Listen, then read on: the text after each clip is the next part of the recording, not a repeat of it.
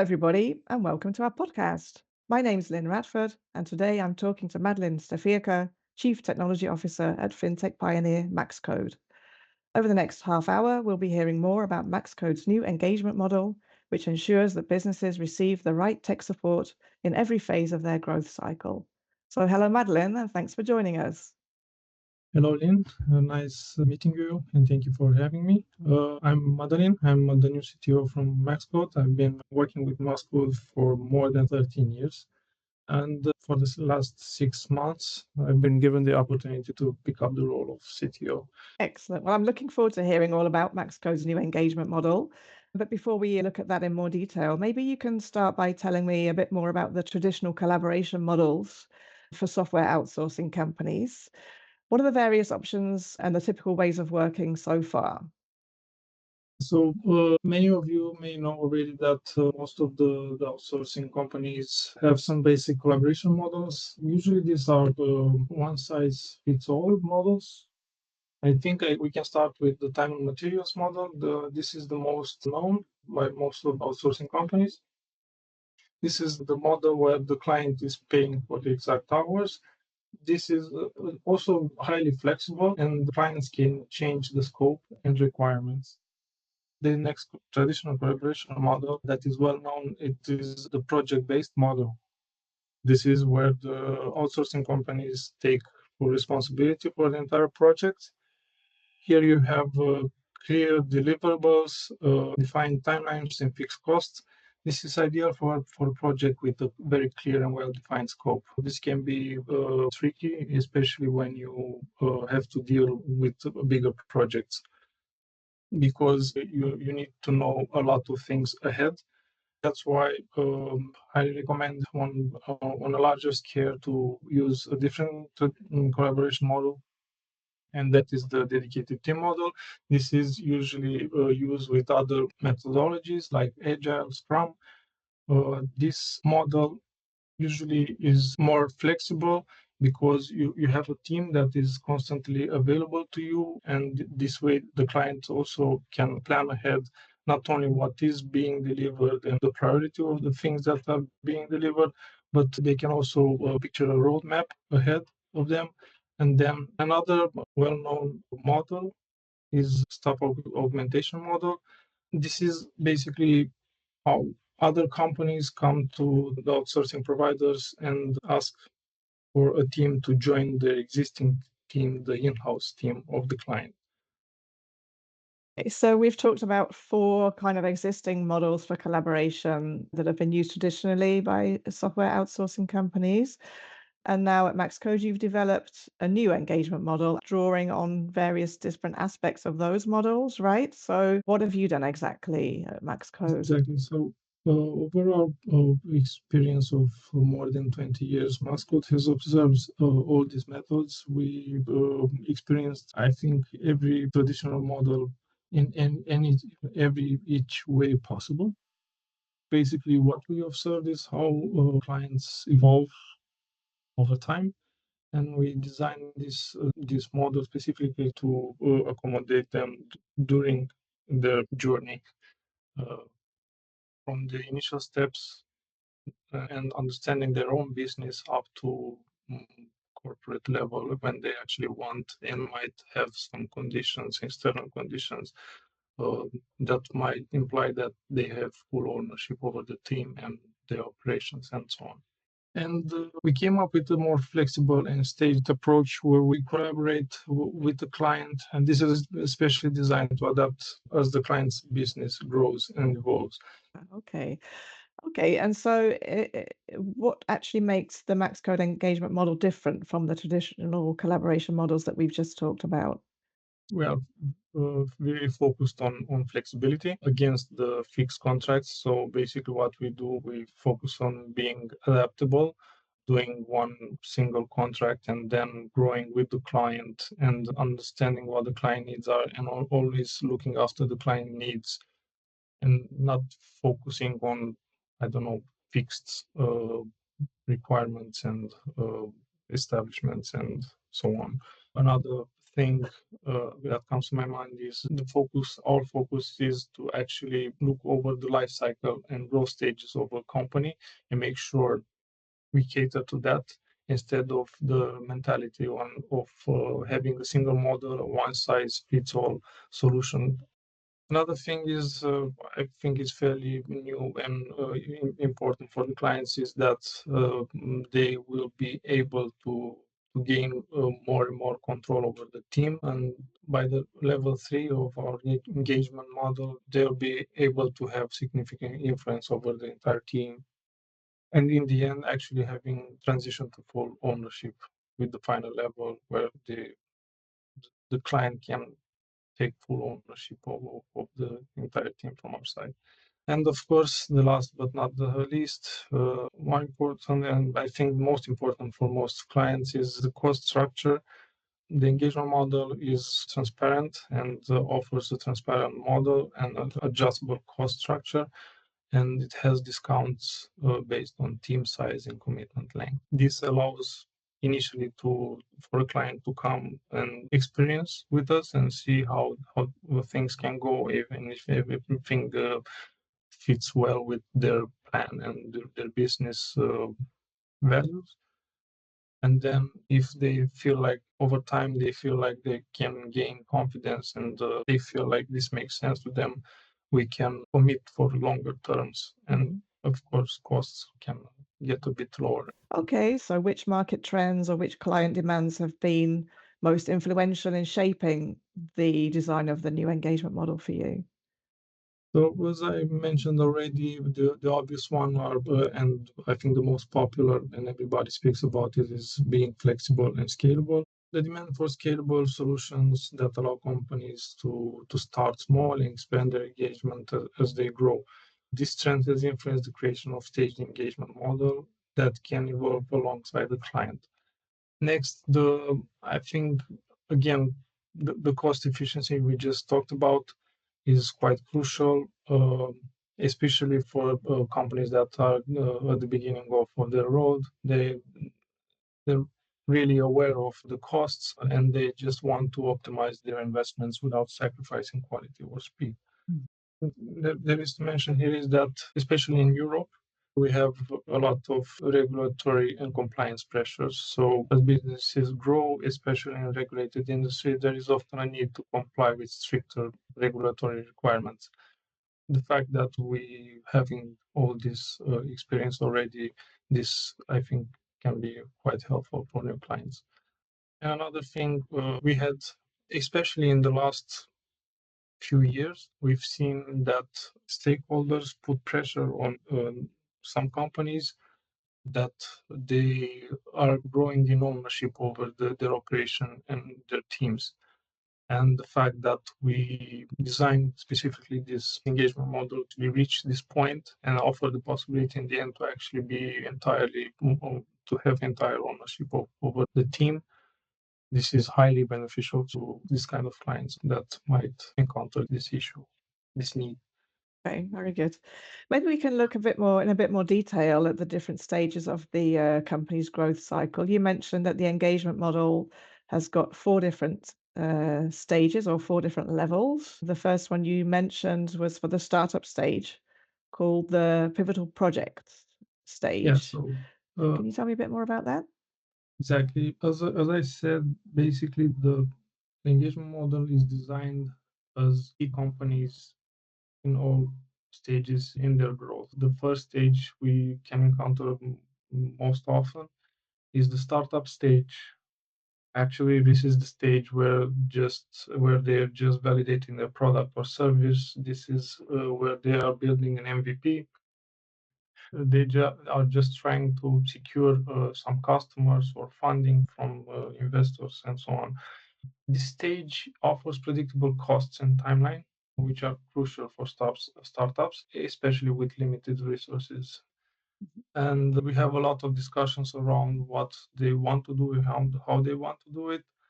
And as I mentioned, there are a lot of iterations, and after each iteration, we give feedback to each other. Over time, these sort of businesses that are in this stage can understand easier, also on the financial side where they are.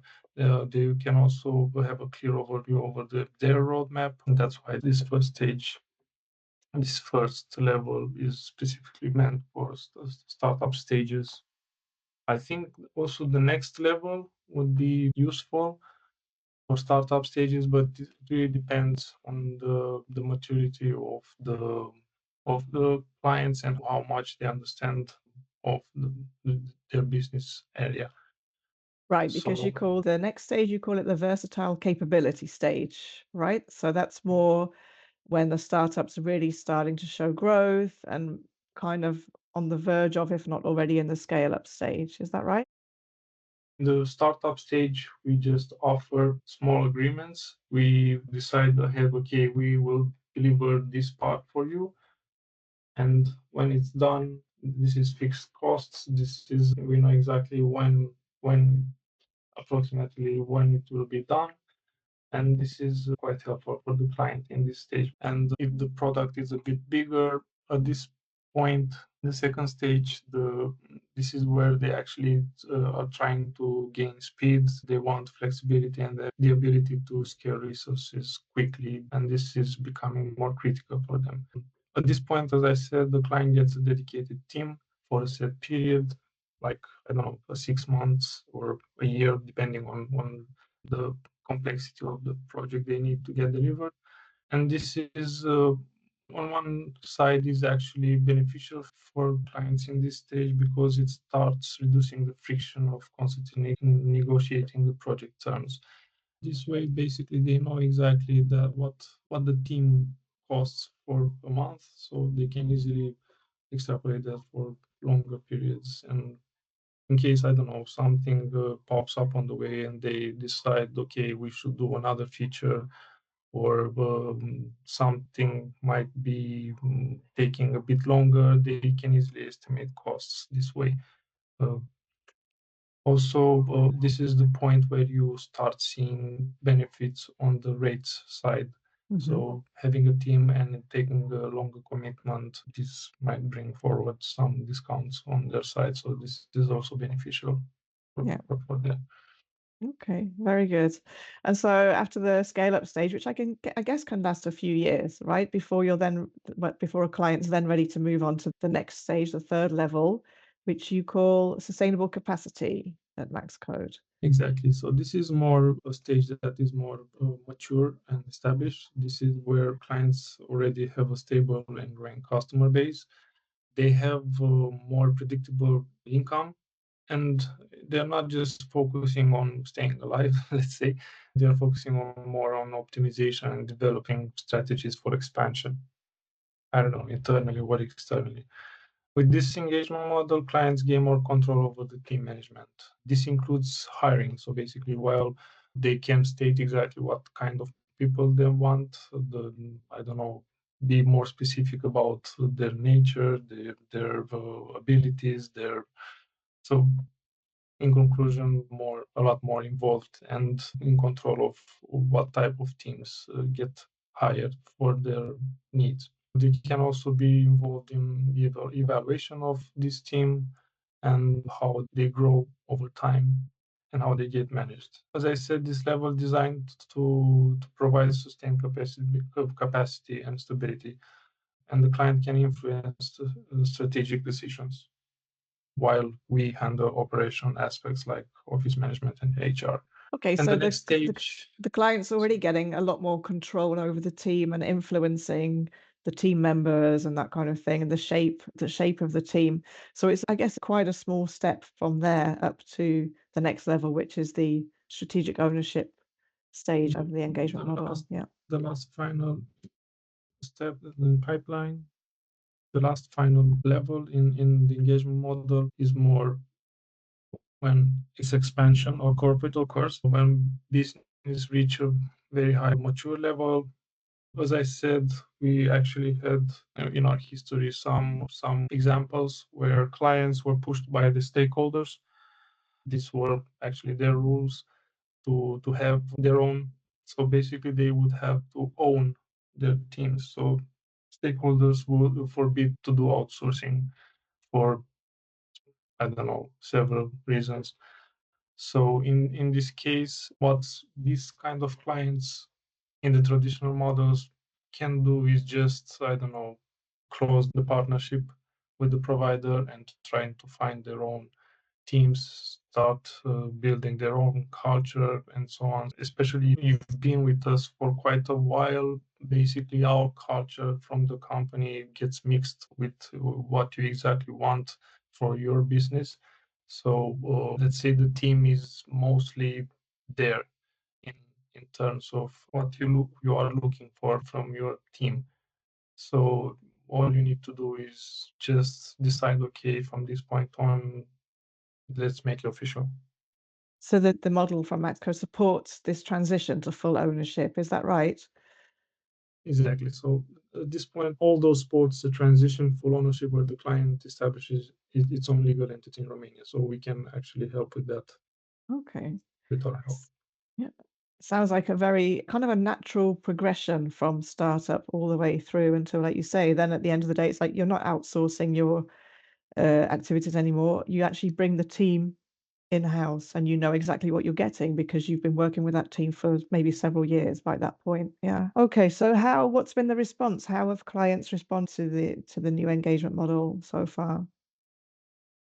So, as I said, we already had, when presented with this new engagement model, they were quite relieved on one hand and happy that they can actually do this sort of move with us, so they can continue with us, and then that would help them get rid of a lot of hassle that they might not want to. But this is also presented to new clients of any sort, being in any stage previously presented. And usually the reaction I see with these clients is, okay, we're discussing about this and that. And when we're saying, okay, you can also get to that point when you can fully own your team, I think clients are getting more and more aware of this need somewhere along the way. And the fact that we offer this possibility, it seems that it's really important for them, even though if they are in the beginning stages. So let's say they're just a startup and they're not specifically looking at this point for having their own team. It's good for them to know that there is a provider that allows this to happen at some point. Okay. So could you maybe share some examples of how the engagement model is already benefiting some of your clients?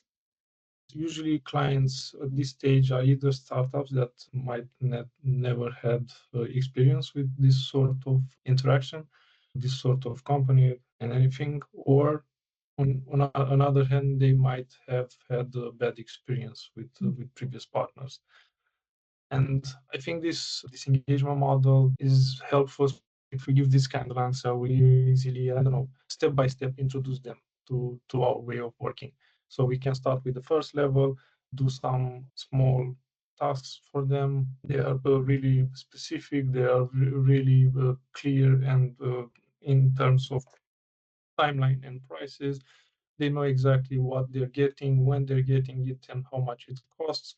And after a while, where let's say when we work this in this manner for quite a while with them, they can easily understand. Okay, either we don't like you, or we start to like you. We understand how you work. We fit from a lot of point of view. I don't know, personalities, costs. I don't know, vision across time and so on.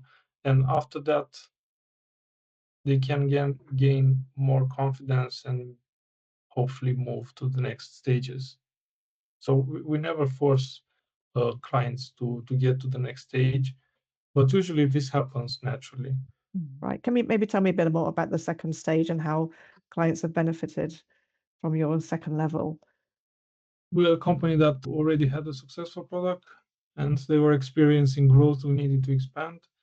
They needed to build new features, and again, on the user side, the demand was increasing. So the second level, the company could secure a dedicated team for this, and this team easily adapted to their evolving needs. for over an entire year, and it's provided the company with the flexibility to scale. So basically, they after each sprint, after each month, they were able to see how the team is going and how they are evolving and how they react to different events in their business. And overall, it just gives them certainty over time, I think. And they get accustomed to the team, and we tend to work a lot together with the client and make sure the client is part of the team. So basically, I think the client at this stage gets really attached to the team and start understanding how important it is to be at this level and to have this kind of collaboration. And another thing is here is, I think, an advantage, contrary to the first stage where I've mentioned, is that having an actual team at your disposal might also help with the overhead of managing multiple short-term contracts. And it is also easy for them in case they actually want to grow even further, they easily scale up or down the team. So it is all possible with this type of contract. Right. Okay. Have you also got some clients who are already at level 3, which you call sustainable capacity level, so more mature clients, more established clients? Yeah, client that needed a more reliable tech partner that could closely work with its internal teams. You can offer a team, but a team that is not completely independent. This is mixed with our teams, and this team is able to understand our culture, our rules, our ways. And this actually happened very quickly. And each time this happens, I don't know, from my point of view, I felt that developers working there felt like they were part of our company and their company as well in the same Hmm. time. So it's a good way to, to collaborate this close to this kind of clients. And from their perspective, I think it's, as I said, it's highly productive on their side because they have a lot of control over the team that is working with them, so they can influence their growth, their they make sure that are evaluated according to their criteria. And again, if they want new hires, they can collaborate with us and make sure we're getting exactly what they need and what they want. Okay, and then the fourth and final stage or level is when is strategic ownership, when you actually transfer the team to your client's company and it becomes part of that legal entity. Have you reached that stage yet? This happened based on some events in the past. We had some events that help that describe this stage. Basically, what happened here is that these clients has reached some such a certain level of maturity. They decided, okay, this makes sense for us to completely split apart and become a new entity, and to the point that they actually can become maybe in the future one of our potential clients. So basically, these clients that were split from us may come in the future with other and restart the cycle, let's say, with other items on the request that we can get in the first stages of the. And it's interesting to see how this is getting a bit circular to some Uh-huh. degree. Yeah. Okay, very good. Okay, so in terms of Maxcode itself, has this new engagement model changed the way that your company works with your clients on a day-to-day basis? As I said, for me, the engagement model happened naturally. We already started doing it to fit needs of our clients. What happened is that we just wanted to understand this a bit deeper. We stepped back a bit and observed the patterns, and keeping in mind with what is most beneficial to our clients, we wanted to identify exactly what is working and what is not. And when at this point, we just decided, okay, we should label it, we should turn it into procedures, and we should make it official that this is the new way of operating from our side. So just make it official and present it to other people as well, not only the company. This way, we make sure that everybody in the company knows that this is how we want to do this from things from this point on. but also this is easier to explain to newer clients or existing clients. This is how we're going to react from this point on. So as I said, the change for Maxcode was not overnight. It just happened gradually, and it feels natural because it serves common sense. And since this was always client oriented, we reshaped our methods to make sense to newer and older clients. You can see clients get the most. I think it's the fact that we have all these levels and they are adaptable. So you get flexibility because of the four levels. Also, in terms of scalability, they can just switch without hassle of finding a new provider or renegotiate a contract. So basically, within that same contract, they can easily switch between the engagement levels. The another item here that I see fit is the team composition and management.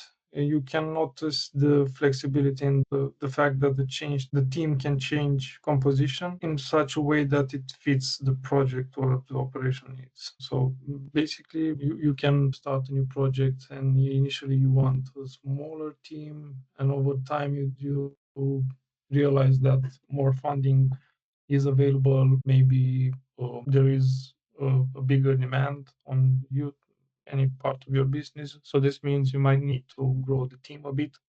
So this is also possible with this engagement model, and the fact that this is easily available through the arrangement we make in the contract. You can see a lot of flexibility in the costs, as we mentioned. So basically, you have transparent cost structure. There are different options. Project-based pricing, we have discounted rates for longer commitments, and costs get adjusted based on team size and seniority level. And again, scalability can be seen while the client decides to take longer commitments. Another thing I think is the fact that the the client has complete control over processes. This increases control, allows clients to align the team more closely with their business objectives. They can influence team composition and get involved in other processes. The model has been specifically and closely designed so it meets all these requirements. It makes easy the integration and collaboration between both the team and us being the provider for such client. The model promotes a long-term partnership approach, which is adaptable to the client's life cycle. The fact that this flexibility ensures that clients are not locked into rigid long-term contracts, uh, returns that they cannot relationship based on performance and changing needs. Okay, so I think it's quite clear that the engagement model does enhance both the flexibility and the scalability of your clients in several different ways, the ones you've just mentioned there. So I guess in conclusion, we can say that the Maxcode lifecycle engagement model does offer a versatile and adaptive approach to collaboration. And like you said, it's tailored to meet the various needs of clients at the different stages of their growth. By providing a structured yet flexible framework, the model allows clients to start with minimal commitment and scale up as their business evolves, so ensuring they have the right level of support and expertise at every stage.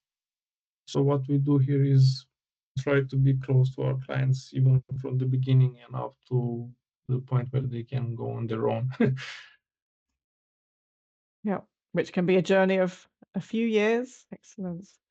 Okay, well, thanks for telling us all about that, Madalin. If the listeners want to find out more about Maxcode and the engagement model, they can contact you, right? Or I guess look on the Maxcode website, which is Exactly. maxcode.net, www.maxcode.net. Anything else you'd like to add before we sign off? Well, it's been a pleasure meeting you and just have this discussion with you.